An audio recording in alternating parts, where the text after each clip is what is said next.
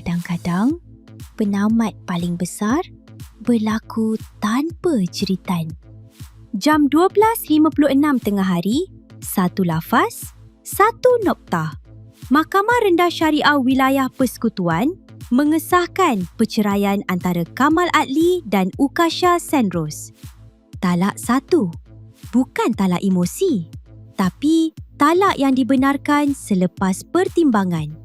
Permohonan cerai ini sebenarnya telah difailkan sejak 1 Oktober. Ini bukan keputusan spontan. Ini keputusan yang disimpan lama, dibincang dalam diam dan akhirnya dibawa ke mahkamah. Bukan kerana marah semalam. Bukan kerana isu tular seminggu. 5 bulan bertunang. Nikah tertutup di janda baik.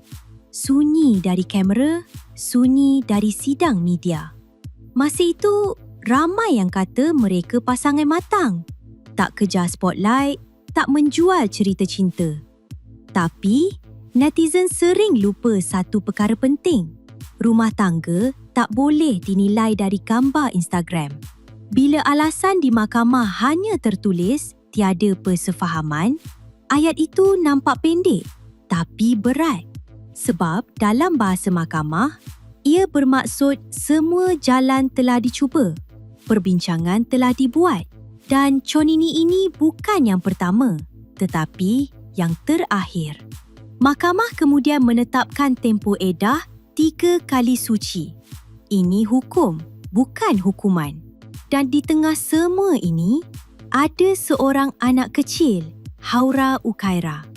Dalam kes seperti ini, fokus mahkamah bukan hanya pada pasangan, tetapi pada kebajikan anak. Chop, chop, chop! Sebelum kita sambung kisah yang lagi pedas, kalau korang suka analisis deep macam ni, jangan lupa like, share and subscribe Oi Jom, sumber gosip paling bersih tapi pedas dekat Malaysia. Okey geng, kita sambung.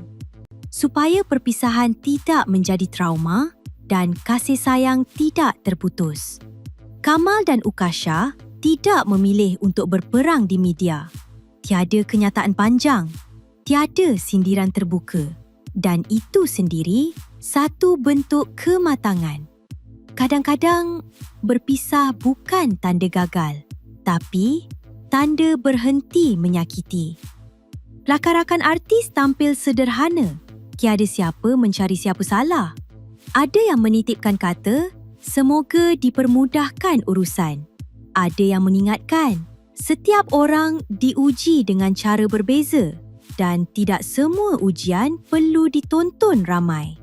Ada juga yang menulis ringkas, doakan yang terbaik untuk kalian berdua dan untuk anak kecil yang tidak bersalah.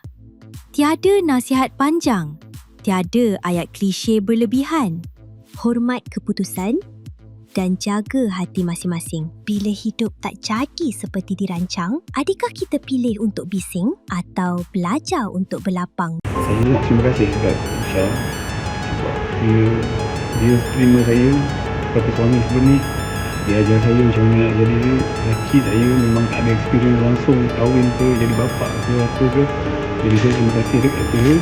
Saya minta maaf kalau saya ada kurang kat diri saya sampai jadi level ni saya letak ni semua salah saya. Saya not being a good husband. Kalau saya jadi suami yang baik tak mesti jadi kat sini. Jadi saya letak salah kat saya. Saya tak tahu macam mana nak hadap. Jadi tolong doa saya kuat. Doa saya kuat untuk anak semua, untuk family saya, untuk family dia juga. Saya minta maaf. Usha punya family saya minta maaf kalau saya tak jadi suami tak dapat jaga Usha yang baik ke apa. Saya minta maaf sangat-sangat. Saya buat yang terbaik sebenarnya. Untuk family saya, terima kasih sebab support saya untuk tidak berada di depan untuk menghasut saya ke apa. Benda tak baik, tidak. Saya terima kasih sebab bagi satu kawan-kawan saya selalu datang dekat sini support saya daripada belakang. Ini orang-orang yang betul-betul tak pernah sekali pun dia cakap Kamal bercerai dengan dia. Tak, semua datang sebab dengan fight. Ini Kamal dah buat yang terbaik. So ni je lah. Thank you sangat.